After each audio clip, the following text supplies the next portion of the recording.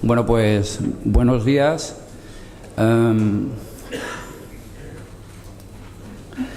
Esta ponencia que vamos a presentar es la mejora en la desinfección mediante electrocloraciones en redes en alta. El Consorcio de Aguas de Tarragona suministra en alta, y a diferencia de las redes en baja, pues es que en alta son redes ramificadas, y entonces cuando hay bajas cloraciones en los terminales, pues no llega el cloro, y eso hace pues que se tengan que hacer recloraciones, y lo que hemos elegido nosotros es instalar equipos de electrocloración.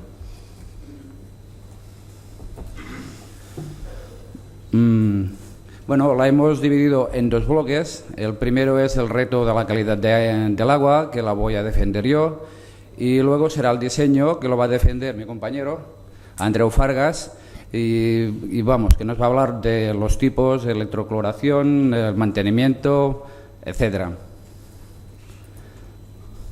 Bueno, el reto de la calidad del agua. Luego haremos un breve y rápido resumen de lo que es la legislación. Luego hablaremos un poco de las ecuaciones que gobiernan en los equipos de electrocloración, cómo teníamos la red inicial, y luego ya terminaremos cómo lo tenemos en el 2015. El decreto que tenemos que cumplir que tiene fecha de caducidad es el Real Decreto 140/2003, que nos dice que en la red de distribución el valor paramétrico tiene que estar a 1 ppm. Para nosotros, por lo que creemos, pues no nos dice nada, porque lo que vamos a observar son los cloros bajos, o sea, los que estén inferior a 0,2. Lo que sí ya nos dice alguna cosa más es el desarrollo del artículo 27, que habla sobre incumplimientos, en su punto número 7, que ya nos dice que el cloro residual mínimo en la salida de la instalación de tratamiento pues tiene que ser de 0,5, con estos parámetros de tiempo de retención mínimo, el pH, la turbidez. Y en la red de distribución, en los puntos de entrega o cambio de gestor, en nuestro caso, pues tiene que ser de 0,2 ppm. Y un valor consensuado de 5 que no se llega ni por asomo. Otro de los puntos es el programa de vigilancia sanitaria, en este caso en Cataluña, que nos dice lo mismo que el desarrollo del artículo 27.7, y solamente pues marca una recomendación en la red que tiene que estar entre 0,2 y 0,6 miligramos. Y lo más importante para nosotros son los criterios de aceptabilidad.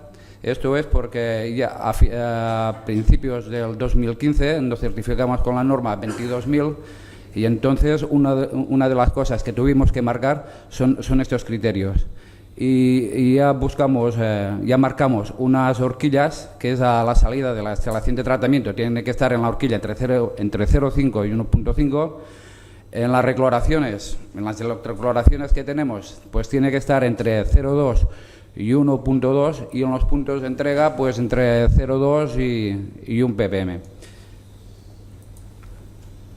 Esto ya sería de otros parámetros de interés en la desinfección, que también marcamos cuáles son sus valores críticos, que tienen que coincidir con los que marca el Real Decreto, que es la penúltima columna, y luego la última columna son los criterios de aceptabilidad que nos marcamos de acuerdo con la certificación de la norma 22.000. Y bueno, para deciros algunos parámetros de los que hay marcados, uno son los trialmetanos, que los trialmetanos, los valores que nos da en la red de distribución son una media de 50, cuando los tenemos como CA de 80.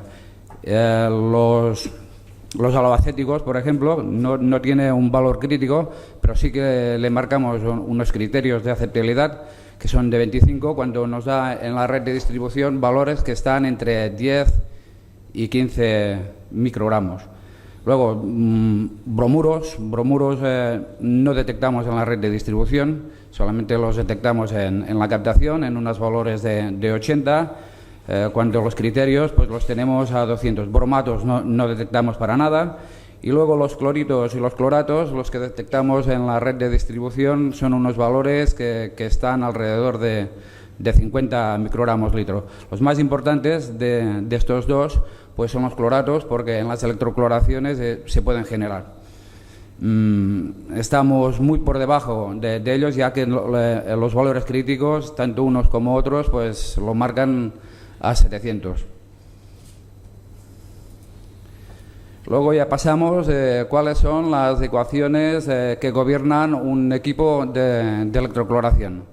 Y en estos equipos lo que necesitamos son 3 elementos básicos, como es sal, agua y una corriente en continuo. La sal, cloruro sódico, en este caso, pues tiene que ser lo más puro posible. Y tiene que ser con lo mínimo de metales pesados. Y en este orden, pues tendría el hierro, el cobre, el níquel y el cobalto. Y esto por la sencilla razón de que estos funcionan como catalizadores, y entonces en el proceso de generación de hipoclorito sódico pues disminuye su riqueza. En pocos días pues puede desaparecer hasta un 20%.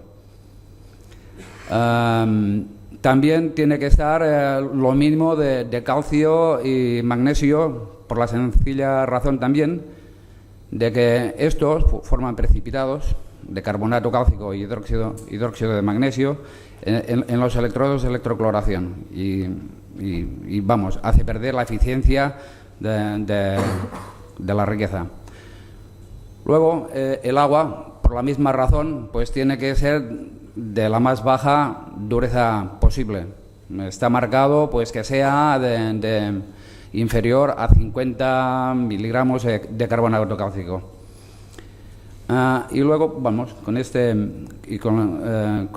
la sal, el agua y la energía, en el ánodo se nos genera cloro, que procede del cloruro, que cede un electrón, se genera cloro en el ánodo, y en el cátodo, que del hidrogenión del agua, capta este electrón y se nos genera hidrógeno.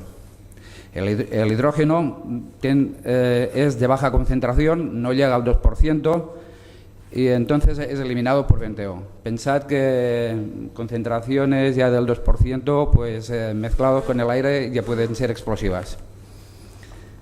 Luego del hidroxilo y el sodio se nos forma también en el cátodo hidróxido sódico, y esto reacciona inmediatamente con el cloro, y ya se nos genera hipoclorito sódico a una concentración del 0,8%, inferior al 1%, y entonces ya no hace falta, y esto es una de las ventajas, pues que cumplir con los requisitos de APQ, de almacenamiento de productos químicos.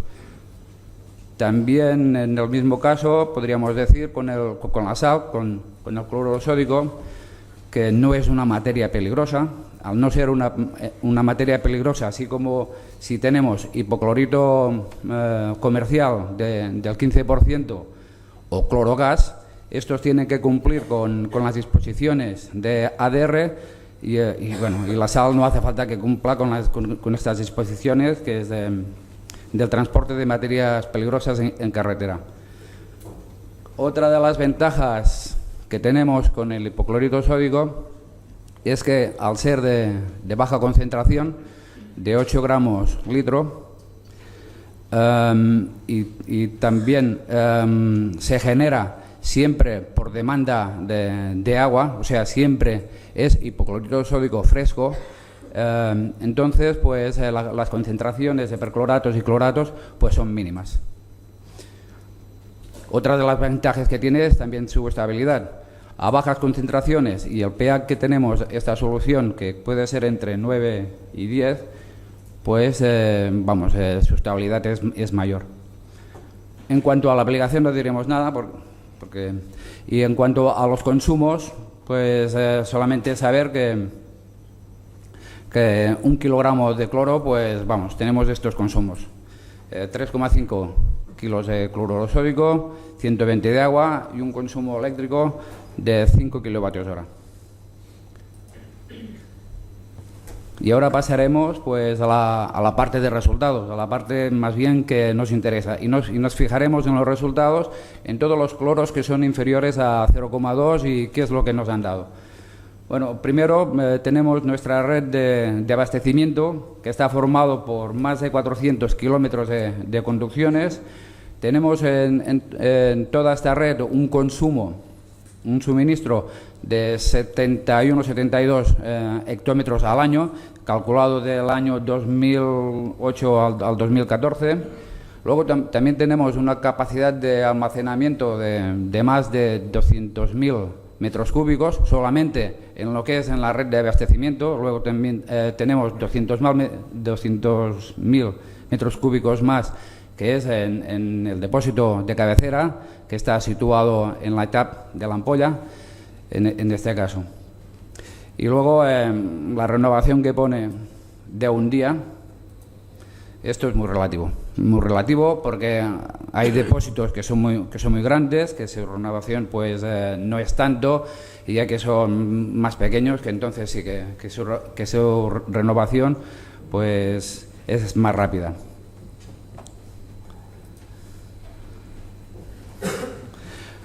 Luego hemos dividido esto, las cloraciones iniciales que teníamos.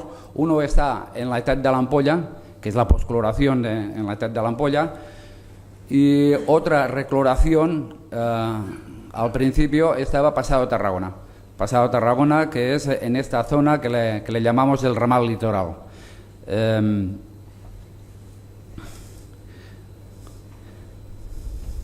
Las recloraciones que hicimos con electrocloración fueron 5. En este caso, la primera la hicimos en la parte alta, en la parte norte, porque en este ramal pues teníamos bastantes incumplimientos o anomalías de cloro inferior a 0,2.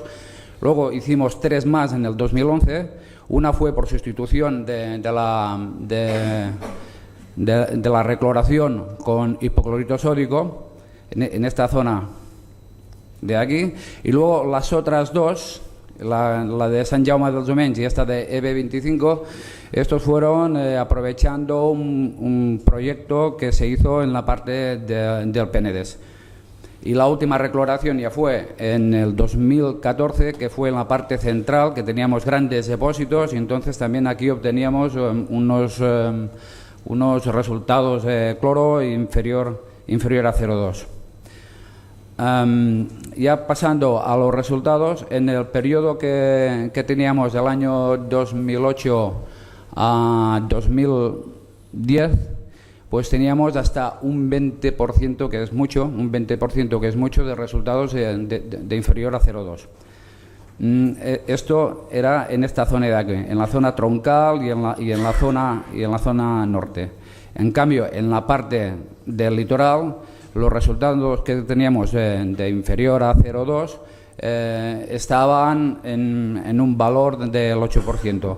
Ya después del 2011 hasta el 2014, pues los resultados que obteníamos fueron del 19% en esta zona de aquí, y bajamos 2 puntos en la zona del litoral, del 2%. Y ya en el 2015, cuando instalamos esta estación de electrocoloración en la parte central, pues ya tuvimos resultados ya del 10%, y en cambio en la zona esta del litoral los resultados ya nos bajaron al 2%.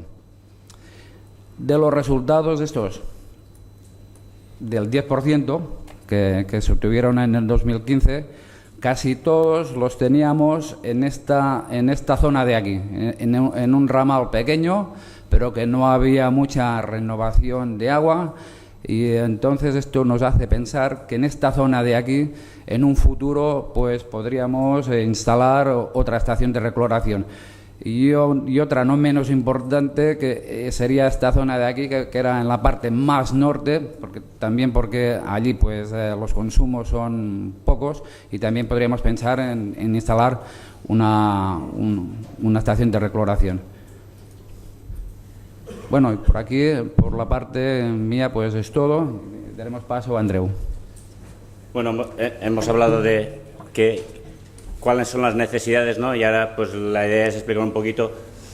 Las electrocorazones no son nada nuevo, pero explicaremos cómo hemos adaptado las electrocorazones a nuestras necesidades.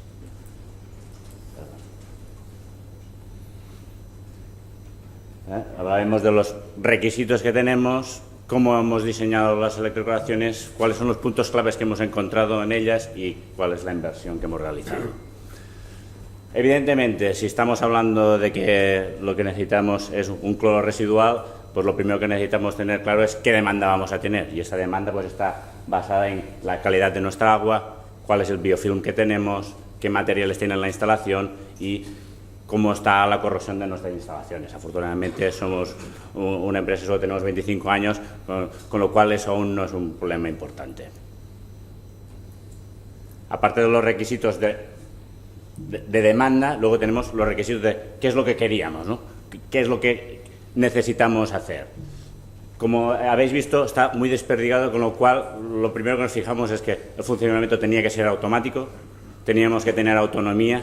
No puede ser que como mucho una vez a la semana, pero no más que eso, tener que ir a cada una de esas instalaciones. Luego, capacidad de suministro variable, pudiendo llegar a dar un ppm, que es al final lo que nos fija la legislación, ¿no? A caudal máximo. Flexibilidad, tenemos demandas distintas, verano, invierno, cuando damos mucha agua en verano, que tenemos mucha gente por el tema del turismo. Y luego, seguridad en la operación. No dejamos de seguir generando cloro, tenemos un hidrógeno y además son instalaciones que están aisladas, pues tiene que ser segura su operación. Basándonos en eso, ¿cuáles son las características de las electrocorazones que hemos instalado? Generación de hipoclorito 0,8, al final es lo que nos marca el mercado. Multimarca, no estamos casados en una marca, sino cualquier tipo de electrocorador nos sirve. Dosificación redundante, eso sí que es importante, garantizar, al final es un requisito legal, o sea, tenemos que garantizar que estamos dosificando lo necesario. No hay nada de personal en ellas, y al no haber nada de personal en ellas, evidentemente tiene que estar todo controlado desde la sala de control que tenemos en la ampolla. O sea, desde la sala de control de la ampolla se controla la electrocoración que está al final de toda la red. Y evidentemente hay otro problema, minimización del residuo. Como antes se hablaba con el tema de los nitratos, cuidado que cuando quitamos cosas luego hay un residuo y tenemos que tener claro qué vamos a hacer con el residuo que hay. Con eso, pues esto sería una electrocoración estándar de las que tenemos, con 3 partes que no son nada nuevo. Evidentemente tenemos una medida de cloro, primero necesitamos saber cuánto cloro tenemos a la llegada, cuánto cloro nos sale en los depósitos. Siempre las electrocorazones las hacemos en depósitos de reguladores. Luego tenemos la parte de la generación y finalmente la parte de la dosificación del hipoclorito. Si lo miramos en detalle, en lo que es la medida del cloro, evidentemente lo importante es conseguir seleccionar el punto de medida que sea realmente un punto característico. Sobre todo eso al principio a veces nos dio problemas, porque si tienes un bombeo allí en medio, que a veces sí hay más caudal, menos caudal, se tiene que seleccionar bien, si no cuesta conseguir ajustar la dosificación, que el equipo de medida sea robusto y fiable, ¿no? Con muestreo redundante, garantizar que siempre haya un caudal bueno para que la medida del cloro sea correcta, ¿de acuerdo? Y recuperando el agua muestrada, como tenemos un depósito, siempre intentando que toda el agua de esa muestra, para que pueda ser una muestra real, pues recuperar el agua y sin que se genere residuo.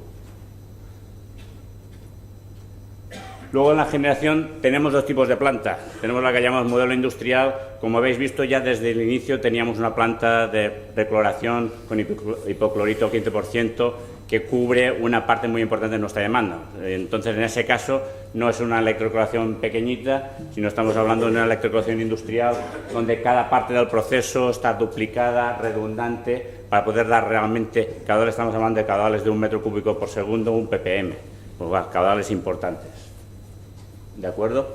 Y luego tenemos las electrocloraciones pequeñas, que ya no redundantes, ya con un diseño más típico, probablemente muchos de vosotros tendréis alguna, ¿de acuerdo?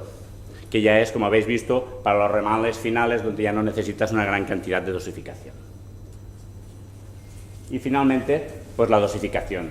Y en toda dosificación, pues siempre redundante, lo que hemos dicho, es un requisito legal. Tenemos que garantizar que estamos dando el cloro que necesitamos, adaptable a distintos caudales, pues a veces te llega más cloro de la planta, a veces te llega menos, la demanda es más elevada, menos elevada, eso es importante. Y luego detección de fugas. Estamos pensando que en esa instalación no hay nadie, con lo cual tenemos que estar seguros de que realmente estamos dosificando, que no estamos tirando cloro, que las tuberías, que todo está funcionando correctamente. Y de nuestra experiencia, ¿no? ¿Cuáles son los puntos claves cuando vas a diseñar una electrocloración? Que ya para caudales importantes, ¿no? Evidentemente, el primer punto es el saturador. Si queremos no tener que ir a esa instalación, al final, a esa instalación básicamente solo vas para ver que sigue en tu instalación, que no ha entrado nadie, ¿no? Y luego para rellenar de sal. Con lo cual, evidentemente, el tamaño del saturador es el punto básico de cuántas veces voy a tener que volver a esa instalación. Luego hay el dimensionado del generador, que uno siempre piensa, tengo que poder dar el máximo que necesito. Pero ojo, yo soy jefe de mantenimiento, si resulta que la dimensión es muy grande y luego no necesitas generar mucho cloro, si algunos tenéis generadores sabréis que el generador necesita funcionar. Si no funciona, hay mucho precipitado y el mantenimiento se te dispara. Con lo cual hay que escoger adecuadamente el generador. Y eso está relacionado con el depósito de hipoclorito. También uno al principio dice, el depósito bien grande, que lo que quiero es tener garantía que tengo hipoclorito si hay ningún problema. Pero si lo hago muy grande, luego no me funciona el generador. Con lo cual, llegar a un equilibrio entre diseño de tamaño de generador y depósito de hipoclorito es básico, sobre todo para mantenimiento. Luego hay el otro punto, la selección de las bombas. Estamos en lo mismo, tenemos que ser flexibles. En verano vamos a tener que dosificar más, en invierno menos. Con lo cual, si diseñas una bomba muy grande, luego tienes problemas de dosificaciones correctas. Y finalmente, pues todo lo que es la gestión de los residuos de descalcificación. En las pequeñitas no hay problemas, pero cuando tienes una planta industrial ya de 1 metro cúbico por segundo, un ppm, realmente, y además con nuestra agua, hay mucho residuo salino y tienes que gestionarlo adecuadamente.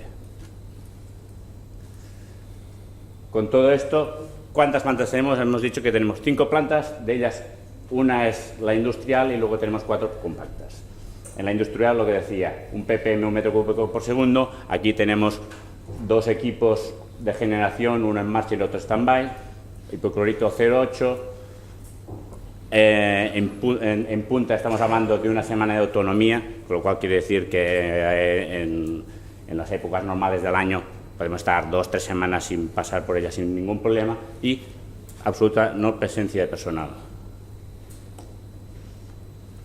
Si los vemos en el plano de distribución, por lo que he visto, la industrial es la que cubre la parte más grande y luego en cada ramal se han ido poniendo plantas compactas. Y estamos hablando de unos 900.000 euros de inversión, ¿vale? Todos los proyectos dirigidos por el CAD, redactados y sobre todo pues adaptándolo. No es una tecnología nueva, pero lo importante es adaptarla para que se adapte a tus necesidades reales y que pueda estar integrada completamente en nuestra sala de control y en nuestra manera de trabajar para que pueda funcionar realmente totalmente autónoma.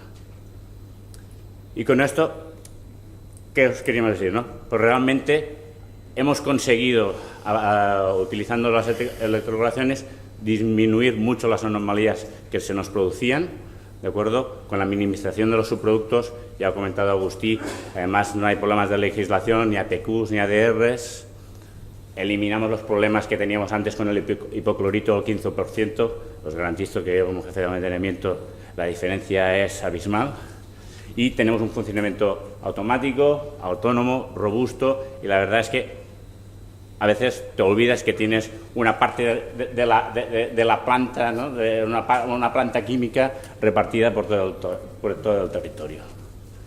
Y eso es todo. Muchas gracias.